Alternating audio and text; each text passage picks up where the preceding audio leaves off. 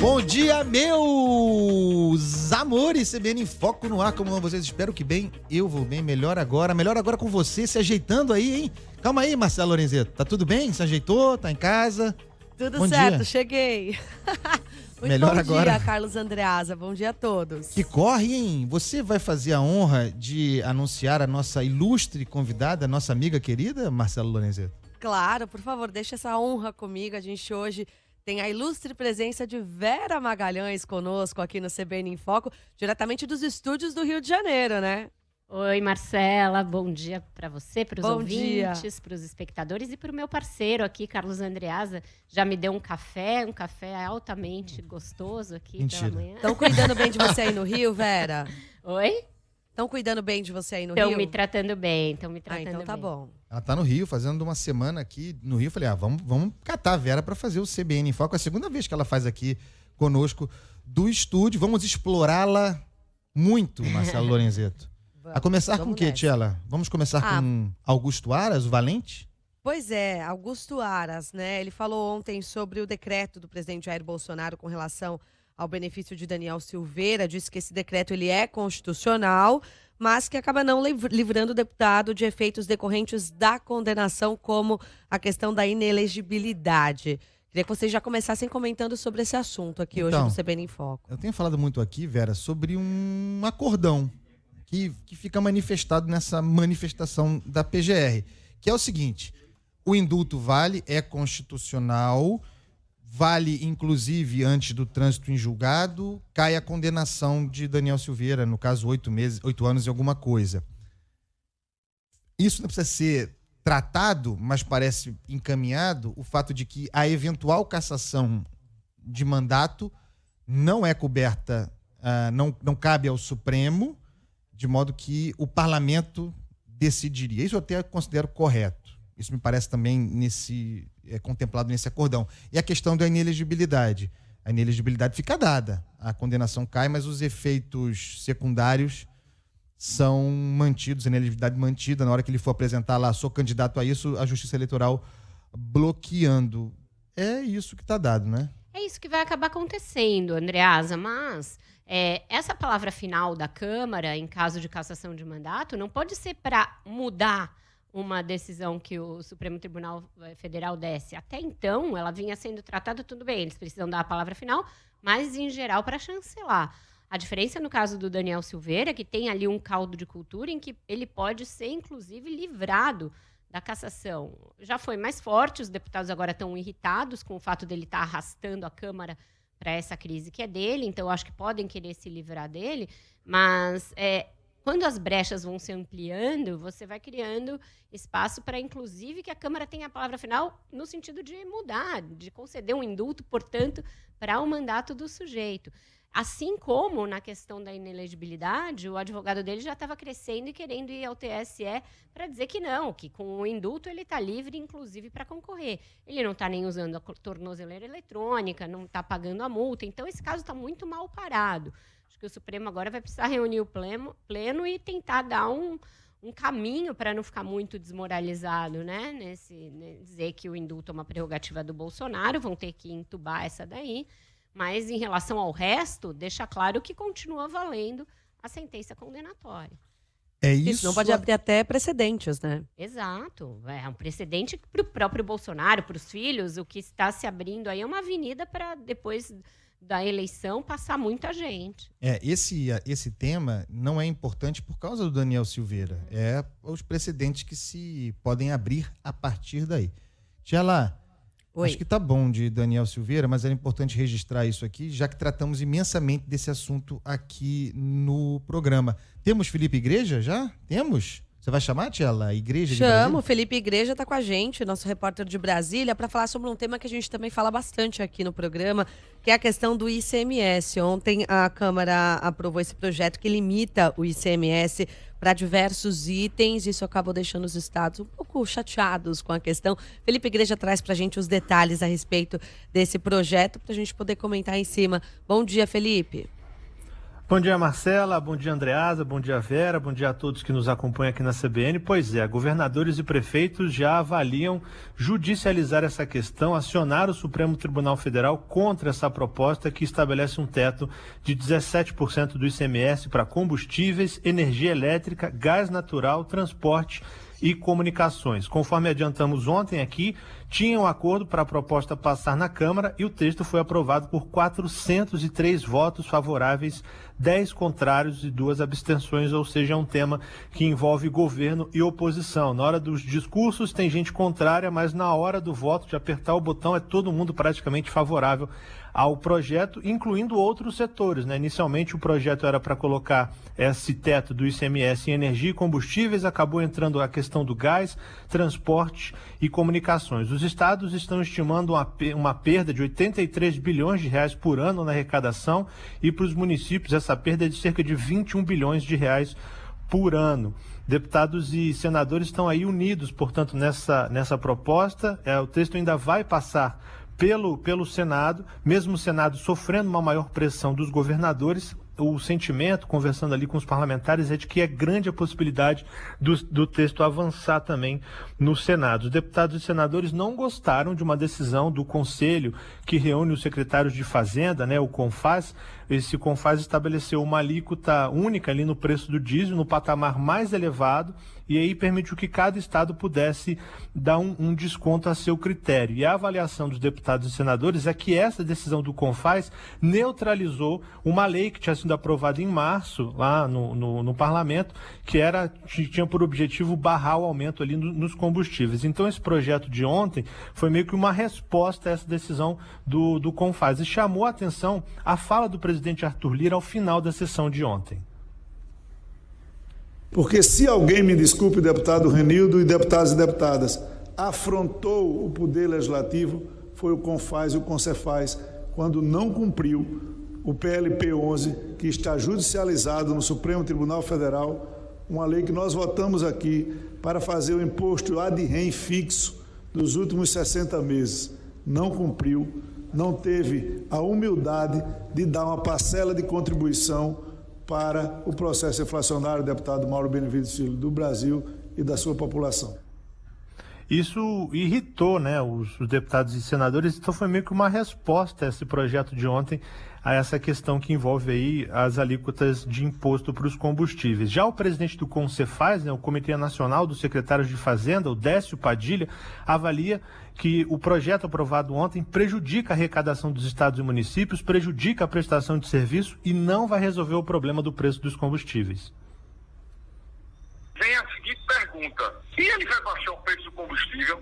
Se você acabar com o ICMS, não baixa o preço de combustível. Sabe por quê? A média hoje do preço de combustível é menos de R$1 por litro. Qualquer aumento que a Petrobras der, o próximo aumento que ela vai dar, vai levar tudo isso. Não resolverá o problema de combustível. Se você for para a inflação, em nenhum lugar do mundo se combate a inflação utilizando solução estrutural que é tributo, tá? Se destruindo o ICMS numa expectativa de baixar a inflação. Em nenhum lugar do mundo se baixa a inflação zerando ou quase zerando o tributo. Você baixa a inflação atacando a conjuntura. Apesar disso, Andreasa, Marcela, Vera, a expectativa é que o ataque às tarifas continue na semana que vem. O Lira já pautou 3 projetos que vai anular o reajuste nas contas de energia. Engraçado foram as palavras do Lira, chamaram a atenção. Ele disse que é anular de forma responsável. Vamos ouvir. Nós vamos encaminhar 3 votações semana que vem de 3 PLs que irão praticamente anular responsavelmente. Esta casa irá anular responsavelmente, sem precisar quebrar contratos, o aumento que foi dado pela ANEEL em cima das contas de energia, que os 3 fazerão um total percentual de quase 20%, praticamente zerando a conta do aumento que foi feito pelos contratos que foram realizados. Se são justos, se não são justos, essa discussão o Congresso Nacional e a Câmara dos Deputados poderá fazer. Essa é a expectativa, portanto, para a semana que vem. Nessa semana agora tivemos a questão dos combustíveis, na semana que vem, principalmente aí os preços da energia elétrica, todo mundo pensando já nas eleições. Marcela, Andreasa e Vera. Obrigada, Felipe Igreja, com as informações a respeito dessa aprovação.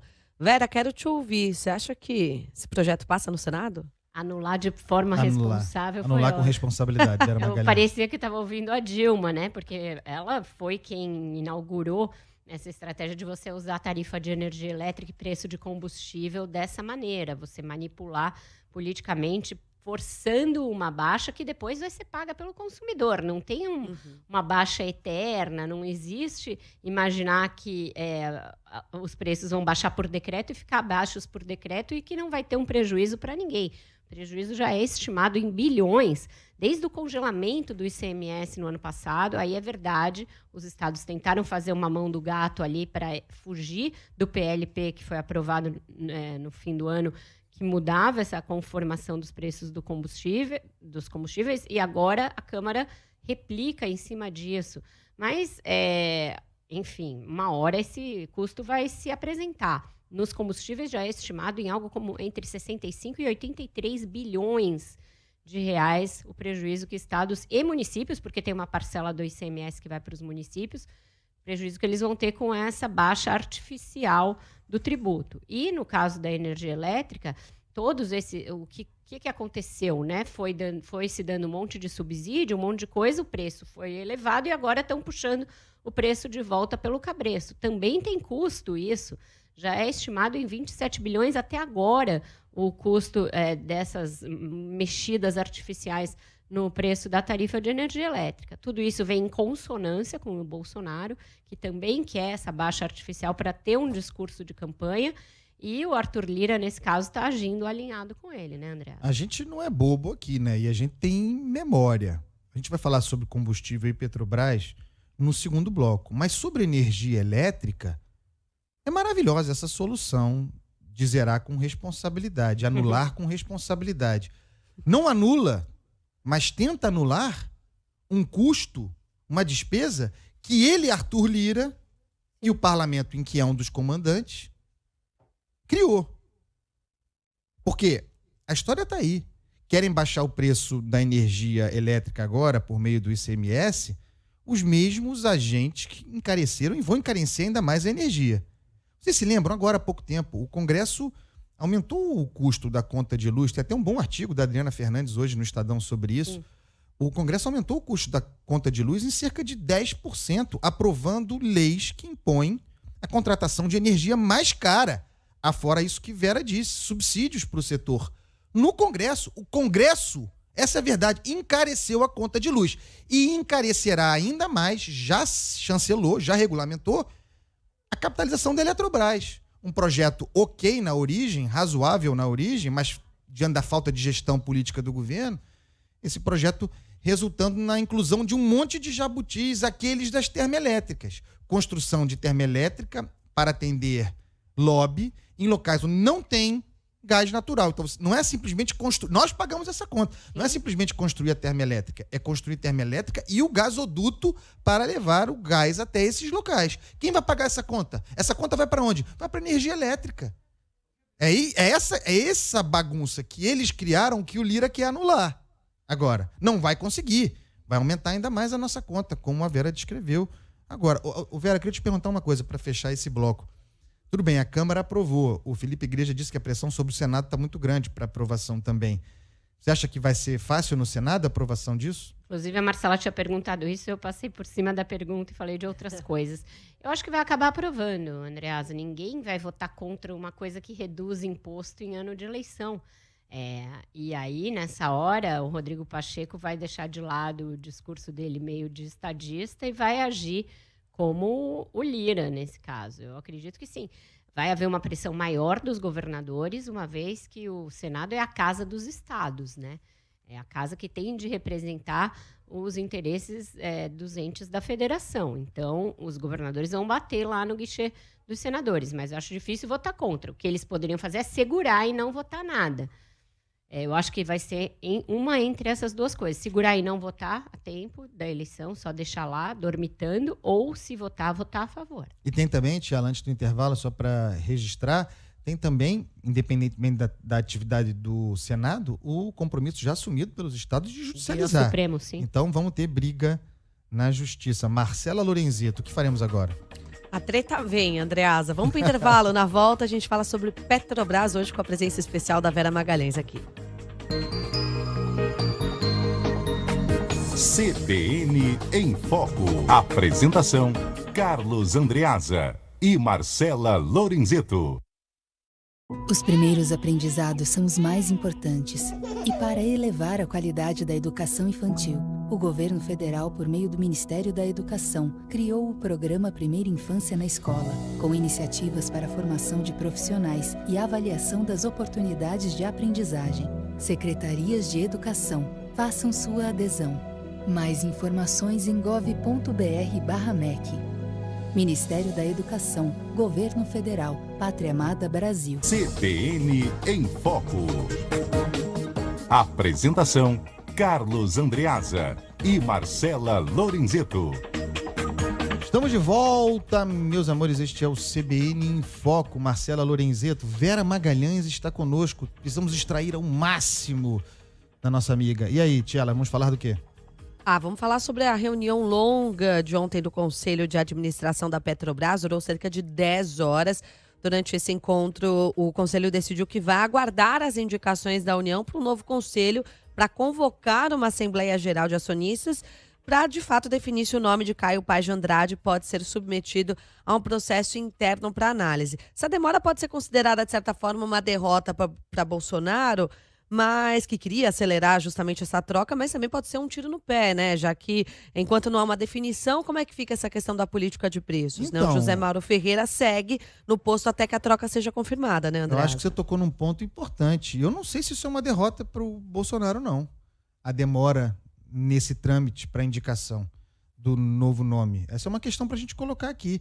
Se a ideia eu penso que empurrar com a barriga, levar o preço parado, segurar o preço até a eleição, quanto mais se demorar nesse trâmite, quanto mais demorar trocas, havendo um comando deslegitimado e um conselho também deslegitimado, me parece que não se mexerá em preço nesse período. Será que não é isso? Será que isso não é bom pro governo, Vera Magalhães? Olha, quando se aposta no caos, Andreasa, é difícil a gente ver estratégia, né? Mas eu acredito que o que a gente tem é um conselho tentando se contrapor a essa ânsia, a essa fúria com que o presidente investe em direção à companhia. Trocou o ministro e comissionou esse novo ministro, que era um assessor do Paulo Guedes, é um olavista, um bolsominion de 4 costados, para fazer aquilo que os outros não entregaram, que nem o Almirante entregou e nem os presidentes sucessivos da Petrobras conseguiram entregar. E aí, entregar nem que seja a base de terra arrasada. Troca-se o conselho inteiro, troca-se a diretoria se precisar. Eu acho que o conselho está tentando ganhar tempo para tentar conter essa fúria bolsonarista. Se ele terá clima, ou condições, ou cabeça, sei lá, para mexer no preço enquanto isso, é uma dúvida pertinente que eu não sei, não consigo pensar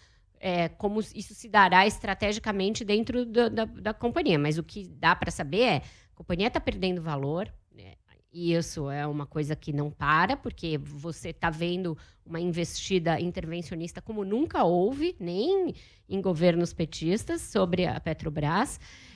E você tem uma total indefinição, inclusive quanto ao fato de se o indicado para suceder o José Mauro Marx tem condições técnicas para fazê-lo. Se ele reúne os requisitos que a lei manda para quem vai ocupar esse cargo. Segundo a lei das estatais, ele não cumpre os requisitos. E aí, ele vai ser gongado? E aí isso vai levar a crise a que patamar? Né? Porque aí você vai ter realmente um enfrentamento entre o conselho da companhia e o Bolsonaro. Os acionistas podem, de repente, ir à justiça, reclamar que estão tendo seus interesses prejudicados. Tem ainda uma possibilidade grande de a gente ver essa empresa arrastada aí num lodaçal, uma empresa que vinha sendo saneada, que teve a sua política de governança recuperada em certa medida depois do Petrolão, e que agora o Bolsonaro está levando de novo para a Bacia das Almas por questões eleitoreiras, né? Ô, Tchela, você se lembra? Nós falamos muito aqui também do risco de desabastecimento, porque não podemos esquecer disso. A paralisação nos preços, segurar o preço, represar preço, significa uma defasagem num mercado que tem agentes autônomos na distribuição, tem importador de combustível. Chega uma hora que para o cara que importa, isso acontece muito no Nordeste. O cara não vira uma operação antieconômica. É lógico, você quebrou o monopólio, né, da distribuição e de outras etapas aí que fazem com que o combustível chegue na bomba.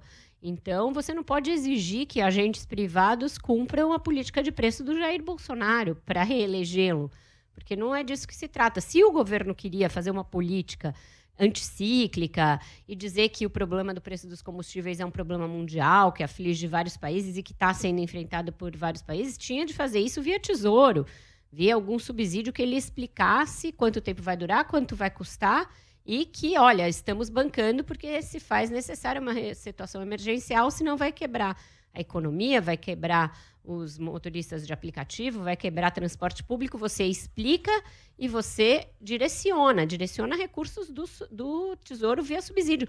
Não querer que a empresa assuma o prejuízo ou que outros entes privados que não têm nada a ver com os desígnios eleitoreiros do Bolsonaro façam isso. Não tem sentido isso.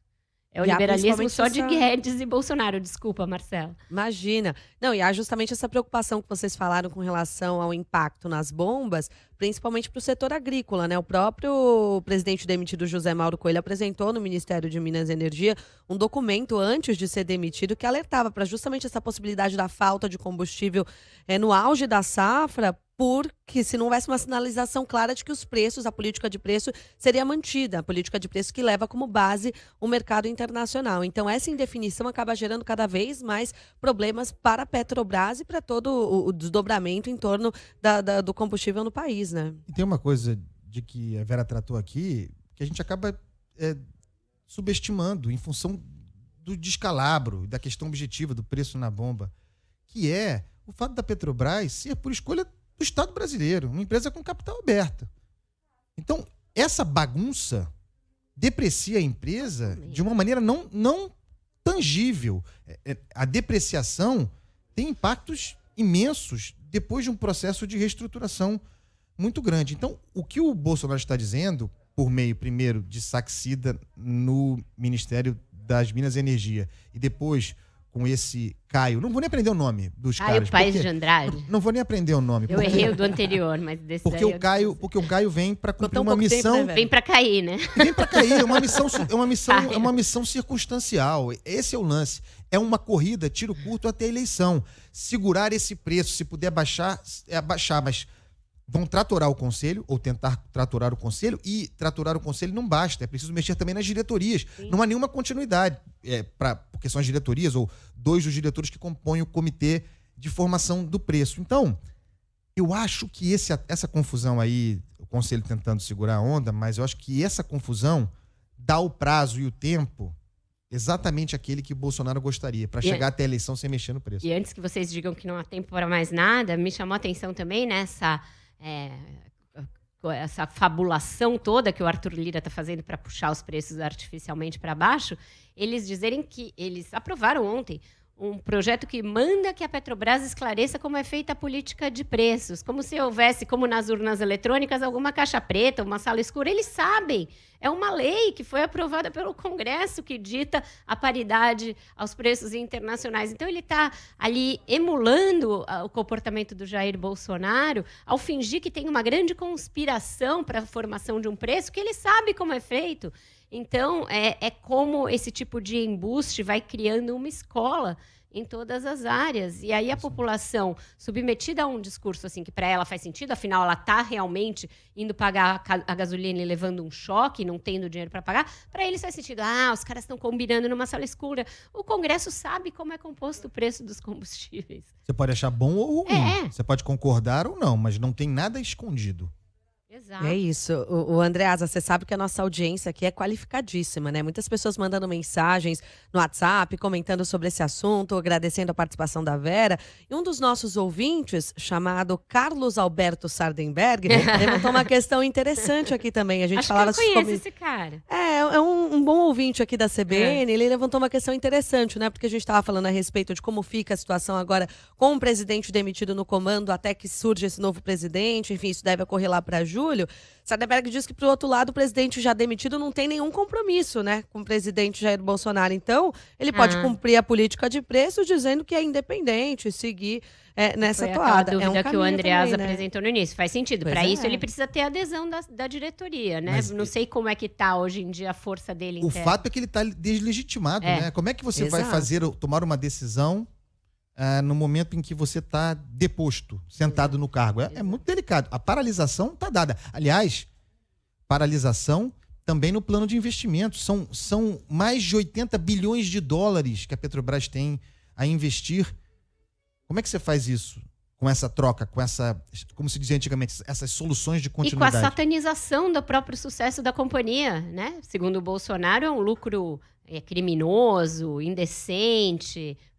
Petrobras Futebol Clube, ele podia usar os dividendos que são distribuídos à União como acionista majoritário e banca o subsídio. Fala, olha, não é usual, não é política liberal, não é ortodoxia, mas estou dando um subsídio. Subsídio setorial para os Por caminhoneiros. tempo determinado, Como para se quem é fez- baixa renda, para quem trabalha com Como aplicativo, se fez na sei Europa. lá, o que você quiser fazer. Mas aí dá trabalho. Mas banca, Dá trabalho, o pessoal não gosta de trabalhar, mas tem que trabalhar, tem que fazer projeto, tem que articular politicamente. E aí não, o pessoal quer ir na trombada. Não há tempo para mais nada. Podíamos Vera e ficar- Andreasa, a gente podia bater um papo aqui o dia inteiro, mas não há tempo pra mais nada. Quero avisar pra chefia que é culpa do Sardenberg. Foi, tá bom. Estourou o tempo Vera- por causa do Sarda. A gente desconta Vera no Magalhães, Viva Voz. obrigada, viu, pela sua participação aqui com a gente hoje. Foi um prazer. Obrigada a vocês. É sempre um prazer estar aqui com vocês. Ver meus amigos. Amanhã tem mais. Beijo, tia Amanhã lá. tem mais. Um beijo.